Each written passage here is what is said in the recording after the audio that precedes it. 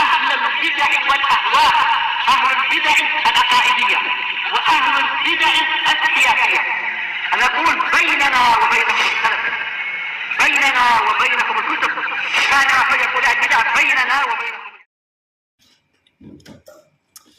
Dan insyaallah ya malam ini kita masuk membahas kelanjutan tentang sirah nabawiyah dari kitab Al-Fusul karangan Imam Ibnu Katsir rahmatullah alaihi.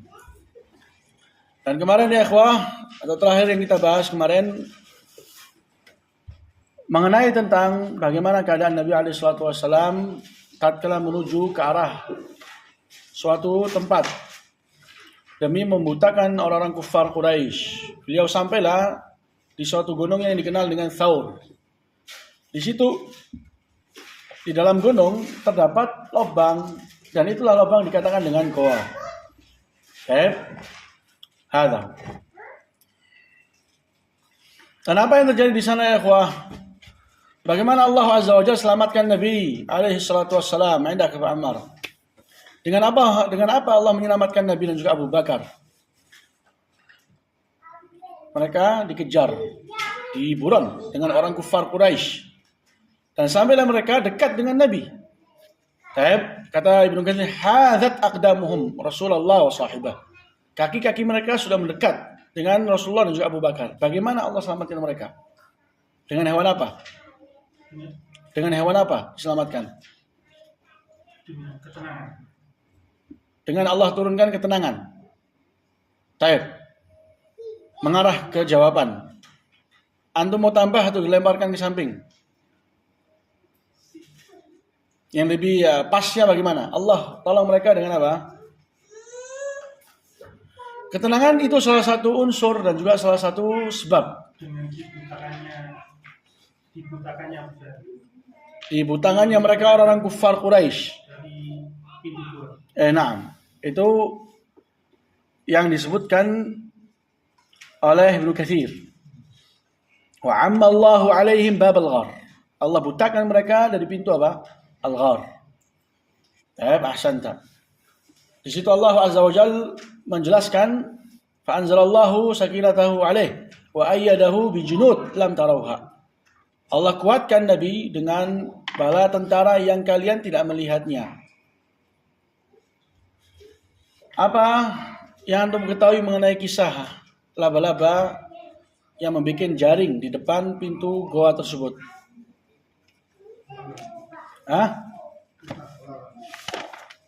Kisahnya benar ataukah salah? Kisahnya benar. Jadi Allah Azza wa Jalla mengatakan, kami kuatkan Nabi Muhammad dengan bala tentara yang enggak dilihat. Dan laba-laba waktu itu dilihat apa enggak? Yang terlihat jaringnya aja, laba-labanya enggak. Wah, ini bagus ya. Enak.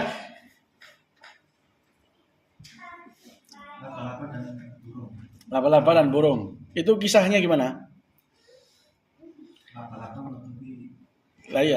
Jadi laba-laba menutupi pintu tersebut sehingga memberikan kesan kepada yang memandang kalau ini nggak pernah dilewati orang. Ditambah lagi dengan apa? Dengan sangkar burung merpati. Ini mengesankan nggak akan mungkin ada orang di dalam. Ini cerita ini masyhur, ma'ruf di kitab-kitab sirah. Bagaimana derajat kebenaran kisah tersebut? Bagaimana ya Aba Abdurrahman? Yang tadi barusan disebutkan. Kalau anda dengar ini kan sering kita dengar di mana? Kita sering dengar ini di sekolahan ya ikhwah. Disebarluaskan di sekolahan karena kisahnya asik. Kisahnya itu menemani orang tidur atau menolak kebosanan. Hadir waktu kita bahas ini. Endak, Pak Salman. Kisahnya ini benar atau enggak benar? Kisahnya tidak benar. Tidak ada jalur yang benar. Dia adalah kisah yang lemah. Sehingga antum boleh menceritakan tapi diikutkan dengan penjelasan. Labas antum ceritakan sebagaimana mereka para ulama menceritakan, tapi harus dijelaskan status cerita tersebut lemah ataukah enggak. Dia lemah. Cerita Al-Ankabut berasal dari jalannya Utsman Al-Jazari. Perawi ini enggak bisa dijadikan hujjah. Tidak bisa dijadikan hujjah. Dan cerita ini bertentangan dengan firman Allah. Allah turunkan bala tentara yang enggak dilihat.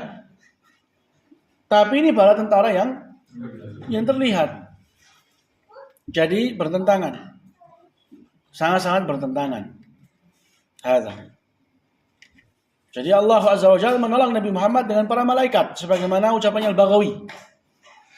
Itu para malaikat yang Allah Azza wa Jalla maksud. Berapa banyak kisah Nabi Muhammad dengan kaumnya, di situ Allah berikan pertolongan melalui para malaikat. Berapa banyak? Baik masa di Mekah atau sudah di Madinah. Jadi kisah itu enggak benar.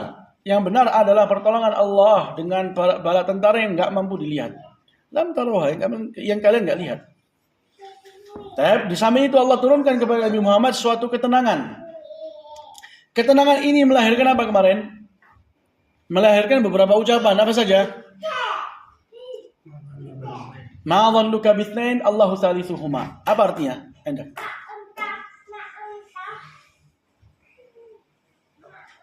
Ma dhannuka bitsnain Allahu thalithuhuma. Apa artinya itu? Siapa yang tahu artinya? Hai? Kita hanya berdua, yang ketiga adalah taib. Itu maknanya dalam arti makna simpel yang bisa ditangkap dengan pikiran. Tapi kita ingin menerjemahkan kalau ada yang tanya apa artinya ini Ustaz. Ma dhannuka bitsnain Allahu thalithuhuma. Apa dugaanmu? Ma itu istifhamiyah. Bukan nafiyah. Pertanyaan ma, apa? Dhannuka, perkiraanmu, dugaanmu. Dengan dua orang, kalau Allah yang ketiga, apa dugaanmu?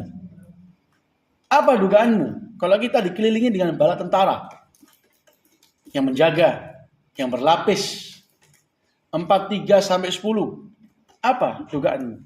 Pasti akan menjadi dugaanku yaitu aman, terjaga. Ini ma dhannuka, apa dugaanmu dengan dua orang? Yang ketiga adalah diajak untuk yakin, diajak untuk thiqah, diajak untuk yakin, diajak untuk tawakkul, diajak untuk tenang. Ini yang diucapkan selepas adanya sakinah. Apa lagi diucapkan? Allah turunkan sakinah, keluar ucapan itu. Apa lagi diucapkan? La tahzan. Apa lagi? Lanjutannya, innallaha ma'ana. Jadi 3 hal ini keluar tatkala sudah Allah Azza wa Jalla turunkan kepada nabinya sakinah. Dan itu yang benar cara memahami ayat yang ada di surat Taubah. Tapi kalau lihat di surat Taubah, kata-kata la tahzan innallaha ma'ana itu sebelum adanya lafaz fa anzalallahu sakinata. Jadi ucapannya apa dulu? Jangan sedih, Allah bersama kita, kemudian Allah turunkan sakinah. Dan ini yang benar susunannya dalam memahami, Allah turunkan sakinah dan juga bala tentaranya, di situ baru keluar kesan dari apa? Sakinah, yaitu mampu mengatakan dan menenangkan temannya. Dan berapa banyak di Al-Quran itu cara memahaminya dengan ditata ulang. Sebagian ulama menafsirkan ayat yang ada di surat Yusuf, walaqad hammat bihi wa hamma biha laula an ra'a burhana rabbih. Walaqad hammat bihi wa hamma biha laula an ra'a burhana rabbih. Sungguh perempuan, istrinya raja, berhasad dengan Yusuf dan Yusuf juga berhasad dengannya. Laula ar-ra'a burhan rabbih. Kalau seandainya tidak melihat apa?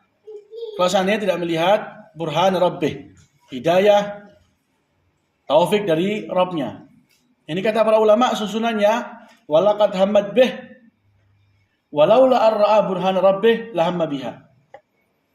Sungguh perempuan itu telah berhasad dengan Yusuf, dan kalau seandainya bukan karena burhannya Allah untuk Nabi Yusuf, sungguh dia akan apa?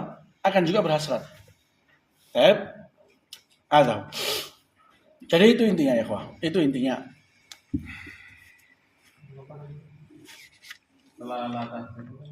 Innallaha ma'ana. Allah bersama kita. Apa artinya kebersamaan Allah dengan hambanya? Kebersamaan melekat, nyamping, kebersamaan Allah bersamamu. Apa artinya? Ilmu. Bukan zat. Sejak kapan kebersamaan melazimkan melekat? Sejak kapan kebersamaan melazimkan melekat? Tidak ada. Kita mengatakan kita berjalan di tengah malam, bulan bersama kita. Sejak kapan bulan duduk depan, sampingnya sopir? Sejak kapan? Nggak ada. Kebersamaan itu nggak mengharuskan melekat, nggak mengharuskan di samping. Itu hakikat kebersamaan. Ada. Jadi Allah bersama nabinya dengan pertolongan, bantuan, taufik, hidayah. Itu arti kebersamaan. Kebersamaan Allah itu ada yang umum, ada yang khusus. Tapi di sana ada yang kedua ya, kedekatan. Jadi Allah itu punya dua untuk hambanya. Kebersamaan dengan hambanya, kedekatan dengan hambanya. Kalau kebersamaan ada umum, ada khusus. Kalau umum, yaitu Allah bersama dengan hambanya dalam arti mengawasi. Tahu semua apa yang dilakukan. Bersama dengan semua hambanya. Yang kafir atau mukmin, yang taat atau maksiat. Allah bersama dengan mereka, kebersamaan yang umum. Wa huwa ma'akum aina ma kuntum. Allah itu bersama dengan kalian dimanapun kalian berada. Ini umum. Ada kebersamaan yang khusus, yaitu kebersamaan yang mengandung bantuan, pertolongan, hidayah. Inilah kebersamaan Allah bersama walinya, nabinya, para pengikut nabi. Tapi kalau kedekatan, Allah dekat. Kata-kata Allah dekat, maka itu nggak akan berlaku kecuali untuk hambanya yang taat. Itu perbedaannya. Itu perbedaannya. Apa tadi perbedaannya? Baik. Ada Kedekatan yang melekat sama kedekatan yang hendak. Bagaimana tadi? Baca apa tadi? Masih ini susun. Ini telah kita baca. Sekarang kita perlu menyamping. Sekarang kita perlu keluar supaya waktu masuk di dalam kita sudah handal. Fadal. Sudah nunduk duluan tuh. Ada kebersamaan umum, ada kebersamaan khusus. Kebersamaan Allah bersama dengan hambanya secara umum itu apa artinya? Mengawasi secara umum. Kalau kebersamaan khusus apa artinya? Kedekatan Allah dibagi menjadi berapa? 2. Salah berarti Anda. Kebersamaan Allah dibagi menjadi berapa? 2. Kalau kedekatan Allah dibagi menjadi berapa? Wakilah, kebersamaan Allah dibagi menjadi berapa? Dengan penuh keyakinan. Ya, kedekatan Allah. Nah, kedekatan Allah cuma satu. Anda tadi bilang apa kebersamaan? Anda salah. Kedekatan Allah tidak terbagi. Karena artinya cuma satu. Kedekatan Allah hanya untuk hambanya yang taat. Allah dekat berarti Allah memberikan pahala. Allah dekat artinya Allah memberikan ganjaran. Allah dekat, Allah menerima amalan. Itu artinya Allah dekat. Itu artinya Allah dekat. Allah menerima amalan dan memberikan ganjaran. Itu Allah dekat. Tapi kalau kebersamaan maka bisa umum, bisa khusus. Ini faedah sampingan berkaitan dengan kebersamaan Allah dengan hambanya. Jangan sampai nanti kedekatan Allah juga dibagi. Enggak, tidak ada. Allah enggak akan mungkin dekat kepada hambanya yang maksiat. Akan mungkin. Tapi dekat kepada hambanya yang taat. Tapi kalau kebersamaan Allah bersama dengan kau. Bagaimanapun buruk keadaanmu. Kebersamaan dalam arti apa? Mengawasi.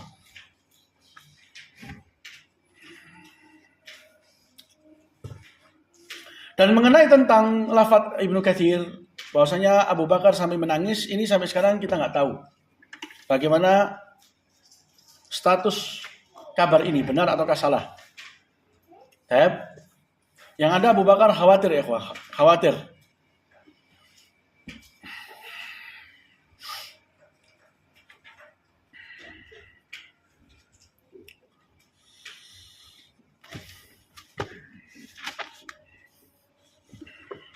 Kita lanjut insyaallah. Qala Ibnu Katsir rahmatullah alaihi wa lamma kana ba'da thalathi ata Ibnu Uraiqit birrahilataini farakibahuma. Selepas berlalu tiga hari ya ikhwat, 3 malam. Di sini kita tafsirkan dengan 3 malam. Karena lafadznya thalath. Berarti thalathu layalin. Selepas berlalu 3 malam, datanglah Abdullah bin Uraiqit sebagai penunjuk jalan yang telah mengikat perjanjian dengan Abu Bakar. Selepas berlalu 3 hari, engkau datang dengan 2 kendaraan kami.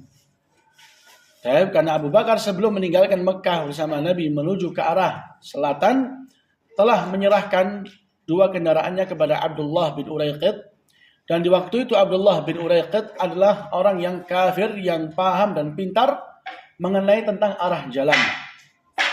Dari sini pernah kita ambil suatu faedah. Siapa yang masih ingat? Walillahi darruh. Siapa yang masih ingat?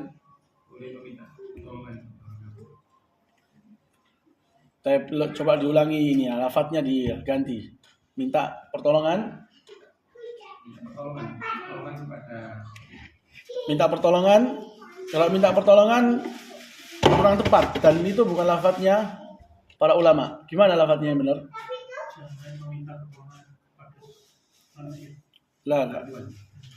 La, bukan bantuan. Boleh memperkerjakan orang kafir. Nah, lafadznya seperti itu. Kalau meminta pertolongan, Rasulullah mengatakan di hadis Muslim, la asta'idu bi musyrik. Saya enggak meminta tolong kepada orang musyrik. Tapi memperkerjakan. Beda atau sama ini? Beda. Memperkerjakan dan meminta pertolongan. Asalnya meminta pertolongan itu kesannya setara atau dia lebih di bawah. Tapi kalau memperkerjakan, selalu yang meminta di atas, yang diperkerjakan di bawah. Dan dia waktu itu kafir, Abdullah bin Uraiqit. Boleh memperkerjakan, ngecat rumahnya orang kafir. Allah maaf, dia ngecat. Nggak masalah itu ya ikhwah. Mempekerjakan orang kafir nggak masalah, harus digaji. Rasulullah mempekerjakan orang Yahudi untuk mengurus kurma-kurma mereka. Setengah untuk mereka, setengah untuk Nabi. Nggak masalah itu. Tapi khilafnya mereka mempekerjakan orang kafir untuk memakmurkan masjid. Membangun masjid, mengecat masjid. Ini ada khilaf di antara para ulama. Ini ada khilaf di antara para ulama. Boleh nggak boleh? Karena Allah mengatakan, innama ya'muru masajid Allah man aman. Hanyalah yang memakmurkan masjid Allah siapa yang beriman. Ini nggak beriman. Kenapa memakmurkan masjid Allah? Ini ada khilaf di antara para ulama. Makanya di situ ada pembahasan yang sangat penting. Kalau tukangnya nggak sholat sama sekali, kafir. Nggak sholat sama sekali itu kafir. Ulama sepakat ya ikhwah. Ya nggak pernah sholat, kafir. Khilafnya kalau kadang sholat, kadang enggak. Tapi kalau nggak sholat sama sekali ini kafir. Banyak para tukang nggak sholat. Tapi dia melaster masjid dan juga yakni nekel masjid dan juga kerjaan yang lain yang berkaitan dengan memakmurkan bangunan masjid. Ini termasuk pembahasan yang dimana sebagian para ulama melarang. Karena dia nggak mengindahkan masjid, bagaimana dia menjadi salah seorang yang memakmurkan masjid. Qala wa lamma kana ba'da thalath ata Ibnu Uraiqit birrahilatayn farakibahuma. Selepas 3 malam ya ikhwan, datanglah Abdullah bin Uraiqit dengan 2 kendaraan. Maka mulailah Rasulullah dan juga Abu Bakar mengendarai. Qala wa ardafa Abu Bakar Amira ibn Fuhairah wa sara ad-Daili amamahuma ala rahilatih. Abu Bakar menggonceng siapa? Menggonceng Amir bin Fuhairah, budaknya. Dan ad-Daili yaitu Uraiqit ibn Uraiqit itu jalan di depan Rasul dan juga di depan Abu Bakar sebagai penunjuk jalan. Jadi berapa kendaraan di situ? 3 kendaraan. Ibn Uraiqit sendirian, Rasulullah sendirian, Abu Bakar mengonceng siapa? Mengonceng Amir bin Fuhairah, budaknya. Qala wa ja'alat Quraisy liman ja'a bi wahidin min Muhammad wa Abi Bakar radhiyallahu ta'ala an 100 min al-ibil. Quraisy menjadikan bagi siapa, menjanjikan, memberikan janji, memberikan suatu ganjaran upah bagi siapa yang mampu mendapatkan Rasulullah atau Abu Bakar 100 ekor onta.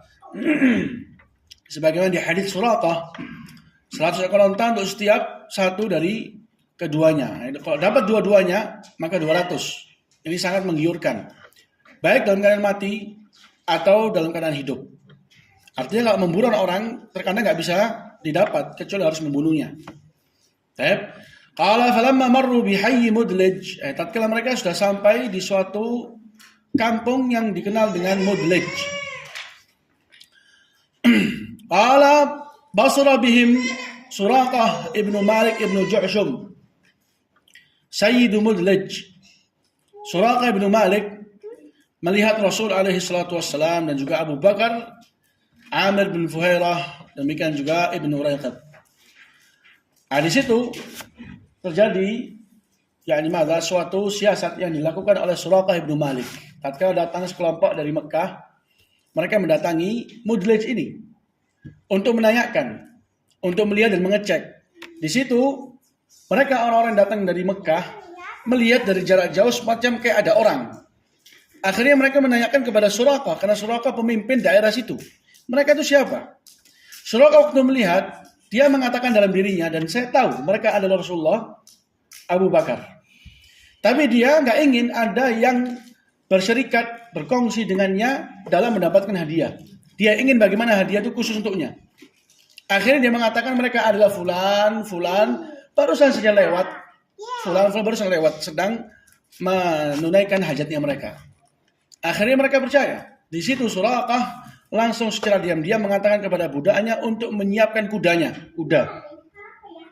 Nggak pakai, kalau zaman sekarang nggak pakai vario.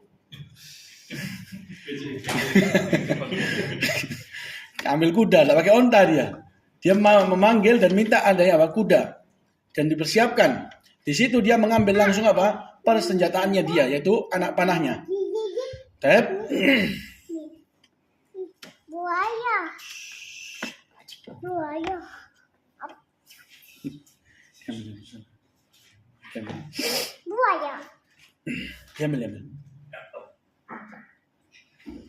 Akhirnya si Suraqah dia berusaha untuk bagaimana menyembunyikan gerak-geriknya, sehingga waktu dia ingin melewati mereka-mereka yang datang, berusaha untuk menyembunyikan diri, menundukkan tubuhnya sampai bisa menaiki kuda, yang dimana kuda itu sudah dipersiapkan oleh pembantunya di belakang suatu tumpukan tanah, sangat-sangat tersembunyi. Akhirnya dia langsung berangkat mengejar Rasul alaihi salatu wassalam bersama Abu Bakar. Qala, maka kata Ibnu Katsir, faraqiba jawadahu wa sara fi talabihim. Mulailah Suraqah ini menaiki jawadah, yaitu kudanya. Wa sara fi talabihim. Mulailah jalan untuk mengejar Rasulullah dan juga Abu Bakar. Falamma qaruba minhum sami'a qira'atan Nabi. Tatkala Suraqah mulai mendekat dari Nabi, di situ Suraqah mendengarkan bacaan Nabi. Imma ini bacaan dalam sholat, wa imma ini bacaan Quran biasa.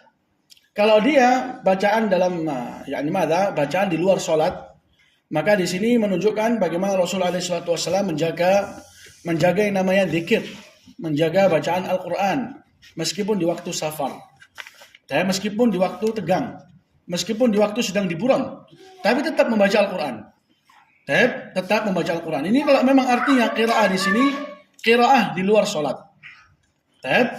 Qiraah di luar sholat. Dan di sini Rasulullah SAW jelas bagaimana beliau menjahar, memperkeras bacaannya. Wa ila asalnya kalau seseorang dikhawatirkan bisa mengganggu siapa yang di kanan, siapa yang di kiri, maka harus dia merendahkan suaranya. Jangan sampai ada yang mendengar. Qala wa Abu Bakar yukthir iltifat hadaran ala Rasulillah wa huwa yaltafit. Abu Bakar itu banyak menoleh. Kenapa? Hadaran, merasa hati-hati kepada Rasulullah. Dan Rasulullah sendiri la yaltafit. Enggak sama sekali menoleh. Ini kemungkinan sholat, kemungkinan bukan sholat. Wallahu alam. Kemungkinan sholat, kemungkinan enggak sholat. Kalau dia di luar sholat, maka lihat bagaimana agungnya Rasul dalam mengagungkan ibadah az-zikr. Enggak noleh sama sekali. Ibadah membaca Al-Quran, enggak noleh sama sekali. Abu Bakar tolak-toleh. Kenapa ya ikhwah? Karena tidak khusyuk? Enggak. Karena mengkhawatirkan keadaan Nabi alaihi salatu wassalam. Kalau memang ini dalam sholat, maka asalnya orang dilarang untuk menoleh di dalam sholat. Kalau dia menoleh sampai membelakangi kiblat, apa hukum sholatnya? Batal. Karena apa yang hilang sekarang? Dia rukun. Menghadap kiblat itu rukun karena dia masuk dalam hakikat sholat. Bagian dari sholat menghadap kiblat. Kalau dia menoleh sampai membelakangi kiblat, batal. Tapi kalau dia menoleh tanpa hajat, sholatnya sah. Tapi apa? Kurang pahalanya. Kalau dia menoleh karena ada kebutuhan, bawa anak, takut anaknya misalnya keluar atau ingin gimana taunya anaknya ini, dia noleh sekali, 2 kali, insya Allah seperti ini dimaafkan. Insya Allah seperti ini dimaafkan. Tapi kalau misalnya ada orang yang menoleh ke WhatsApp atau menoleh ke pesan yang masuk, pelanggan ini kalau nggak dibalas cepet bisa hilang. Akhirnya noleh dia. Noleh ke HP, noleh ke sini, semua tidak benar. Ini semua tidak benar. Faqala Abu Bakar, ya Rasulullah, hadza Suraqah ibnu Malik qad rahiqana. Maka Abu Bakar mengatakan, ini sahih ya ikhwah, bacaan Rasulullah ini bukan dalam sholat. Dengan dalil, wallah alam, Abu Bakar mengatakan, ya Rasulullah, ini Suraqah ibnu Malik telah mengikuti kita. Telah menyusul kita.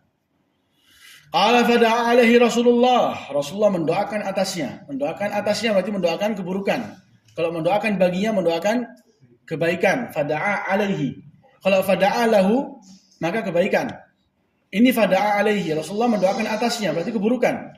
Di sebagian riwayat menjelaskan doanya Rasulullah, Allahumma kfina bima syi't.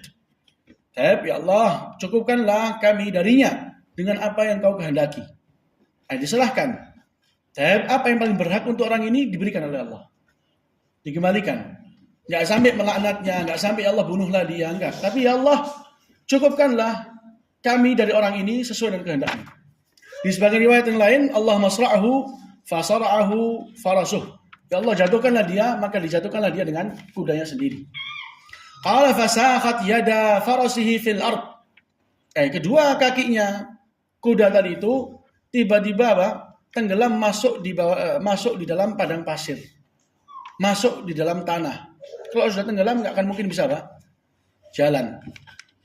Jadi dia itu pertama kali dia mengendarai dan sudah mulai dekat dari Nabi SAW, tiba-tiba kudanya jatuh. Akhirnya dia mengeluarkan dari anak panahnya sesuatu yang dipakai untuk mengadu nasib yang dikenal dengan al-azlam. Suatu anak panah tapi nggak ada lancipnya, nggak ada juga ininya dia, bulunya dia. Naam. Tapi tertulis di situ tidak, tertulis juga iya. Di situ mereka mengadu nasib. Maka dia waktu mengadu nasib dengan salah satu anak panah itu keluar apa yang dia benci. Ternyata apa yang sedang dia lakukan nggak akan memudaratkan Nabi. Lanjut dia, lihat ya ikhwah, kalau orang sudah tergiur dengan promo tadi itu 200 ekor onta, itu subhanallah segala apa tak dapatkan habis itu tobat. Tapi melakukan sebesar-besarnya kemaksiatan habis itu tobat, yang penting dapat kebaikan. Lihat Allah Azza wa Jal hukum dia dan memberikan kepada dia rambu-rambu. Orang ini yang kau sedang buru adalah mamnu', sudah memang terhalangi, tidak akan mungkin kau bisa gapainya. Kembali dia menunggangi, jalan lagi sampai di situ mulailah kedua kakinya tenggelam masuk di dalam tanah. Nggak akan mungkin bisa jalan. Ibaratnya kalau mobil banyak terpendam masuk. Itu pernah kita alami sendiri. Itu kalau di padang pasir itu ya ikhwah mirip seperti laut, nggak ada ujungnya. Nggak ada ujungnya antum. Mau kemana? Ujungnya mana nggak tahu. Itu padang pasir. Jadi kalau seandainya ini kendaraan nggak selamat, ya sudah, dia menunggu nasibnya di situ. Dia menunggu nasibnya di situ. Hadahu. Makanya di sini Suraqah kata Ibnu Katsir, rumiya faqala rumita atau rumiyat.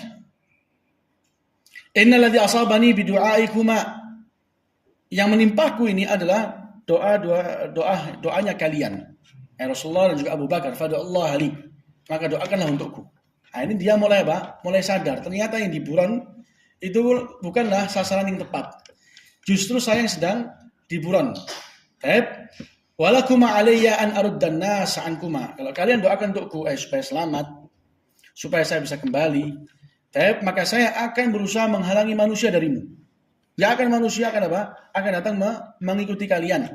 Jadi setiap ada orang yang mengarah ke arahnya Rasul, akan dikatakan oleh Suraqah ibnu Malik, tempat ini sudah saya apa? Sudah saya cek, tidak ada apa-apa. Kalian nggak akan menemukan apapun. Itu janjinya Suraqah. Kalau seandainya Rasulullah SAW mendoakan bagi Suraqah kebaikan. Di situ Suraqah waktu sudah didoakan dan dia mendatangi Rasul, menawarkan kepada Rasulullah dan juga Abu Bakar suatu bekal, makanan, minuman dan juga kendaraan. Itu bersama Rasulullah Pak, tidak digubris, tidak dianggap. Tapi permintaan Nabi hanya satu, akhfi anna, sembunyikan kami, sudah itu aja. Padahal mereka sangat perlu ya makan dan minum, sangat perlu. Sangatlah perlu. Qala fada'alahu Rasulullah fa'utlaq. Rasulullah mendoakan baginya maka dia terbebaskan dari malapetaka yang sedang dia di dalamnya. Fa wasa'ala Rasulullah yaktuba lahu kitaban. Suraqah ini meminta kepada Nabi agar ditulis suatu perjanjian. Fakataba lahu Abu Bakar fi udm. Maka Abu Bakar di sebagian riwayat yang menulis adalah Amir bin Fuhairah. Menulis bagi Suraqah suatu perjanjian. Perjanjian dalam arti apa? Perjanjian jika Suraqah datang ke Madinah, dia nggak boleh diganggu, dia nggak boleh dicegat, dia nggak boleh digugat. Itu suatu ikatan ya ikhwah. Itu suatu ikatan dan suatu keamanan bagi Suraqah ibnu Malik. Sebagaimana di riwayat Bukhari, kitab am. Maka Rasulullah memerintahkan Amir bin Fuhairah untuk menulis di suatu atas kulit. Dan ini zaman dulu seperti itu ya ikhwah, memakai kulit. Di sebagian riwayat faraja'tu fasu'iltu falam adhkur syai'an mimma kana hatta idza faragha min Hunain ba'da fath Makkah kharajtu li'alqahu wa ma'i al-kitab. Jadi waktu sudah dia bawa buku tadi itu, perjanjian tadi itu, dia pulang ke tempatnya. Dia ditanya oleh teman-temannya, oleh orang sekampungnya, dia bilang nggak ada apa-apa. Sampai datang di mana Rasulullah sudah memenangkan perang Hunain. Artinya sudah menang Mekah menuju ke Hunain. Di situ dia mendatangi Rasulullah. Kemudian dia keluarkan apa? Tadi itu. Perjanjian. Maka Rasulullah mengatakan, "Hadza yaumu wafa'in wa bir." Hari ini adalah hari pelunasan, menunaikan suatu janji dan kebaikan. Maka di situ dia masuk Islam. Suraqah ibnu Malik. Qala wa raja'a yaqulu lin-nas qad qufitum ma hahuna. Dia mengatakan kepada manusia yang berusaha mengarah ke tempat-tempat yang berusaha dikunjungi oleh Suraqah, dia mengatakan kufitum, kalian sudah cukupi. Di sini enggak ada apa-apa. Sudah enggak ada apa-apa. Wa qad ja'a musliman 'ama hajjatul wada' wa dafa'a ila Rasulil kitab alladhi katabahu lah.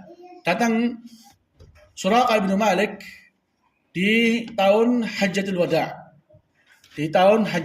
Jadi selepas perang Hunain, datanglah tahun haji terakhirnya Nabi SAW atau haji yang dikenal dengan haji al-Wada. Maka di situ Suraqah memberikan dan membuktikan kepada Rasulullah al-kitab, yaitu apa? Perjanjian.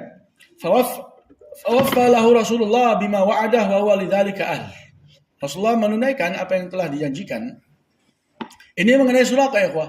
Ini mengenai Suraqah. Adapun apa yang ada juga di kitab-kitab sirah mengenai tentang Suraqah, dikatakan oleh Rasul alaihi salatu wassalam, "Kaifa bika idza labista siwarai Kisra?"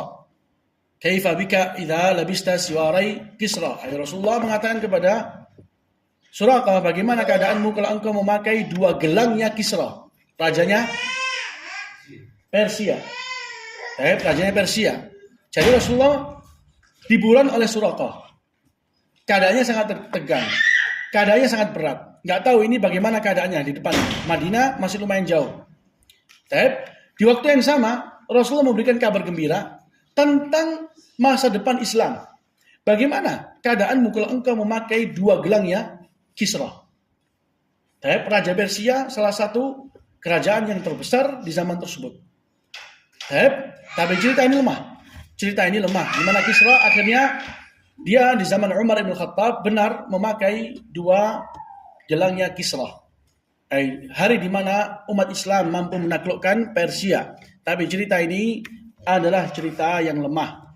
Cerita yang lemah karena berasal dari jalannya Al-Hasan Ibn Abil Hasan Al-Basri. Dan beliau nggak bisa meriwayatkan hal ini secara langsung karena antara Al-Hasan dengan cerita ini harus ada perantara. Dan kata para ulama, riwayat Al-Hasan ini yang mursalnya Hasan itu selemah-lemahnya mursal, kata Imam Ahmad. Jadi cerita itu nggak dianggap. Qala wa marra Rasulullah sallallahu alaihi wa ala alihi wasallam fi masirihi dzalika bi khaymati Ummi Ma'bad. Rasulullah di waktu itu juga melewati perkemahan siapa? Ummu Ma'bad. Faqala indaha, ay Rasulullah istirahat, qailulah. Faqala di sini artinya dari qailulah, bukan dari qaul. Faqala ay qailulah. Dia beristirahat indaha. Qala wara'at min ayat nubuwatihi fi sya wa halabaha labanan katsiran fi sanatin mujdibah ma bahara al-uqul sallallahu alaihi wa alihi wasallam. Ummu Ma'bad melihat dari Rasulullah itu tanda-tanda kenabian. Dengan apa? Dengan melihat seekor kambing yang mampu diperah. Padahal dia kambing yang sangat kurus. Di waktu yang sama nggak ada sebab untuk dia mengeluarkan susu. Nggak ada anak. Di waktu yang sama dia kurus. Dia adalah khalafaha al-jahd. Saking kurusnya, dia nggak mampu ikut kawan-kawannya untuk apa? Untuk berternak. Untuk berangkat memakan makanan. Nggak mampu dia, saking lemahnya. Di waktu yang sama nggak punya anak, sehingga dikatakan punya susu.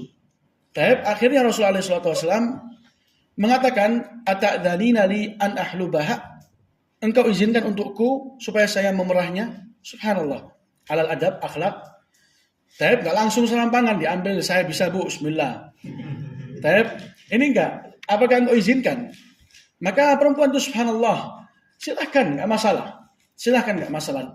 Diperah sama Rasulullah SAW, teruslah kambing itu mengeluarkan susu.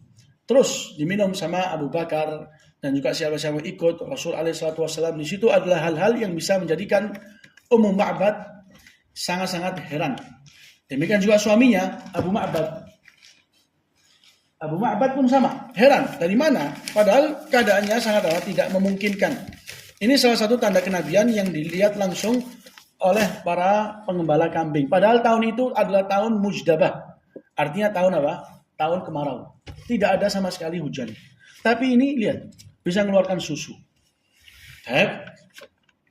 Hadha.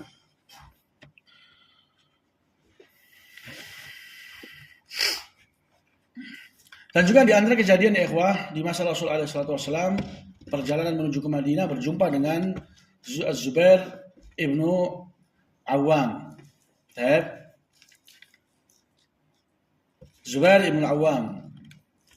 Di mana di waktu itu Zubair berada di gerombolan kaum muslimin, para pedagang yang datang dari Syam. Waktu berjumpa dengan Zubair ibn Awam, Az-Zubair memberikan kepada Rasulullah dan juga Abu Bakar baju putih. Baju putih. Di sebagian riwayat yang memberikan adalah Talha. Dan Ibnu Hajar mengatakan gak masalah yang memberikan keduanya. Jadi Talha memberikan dan juga Zubair juga memberikan.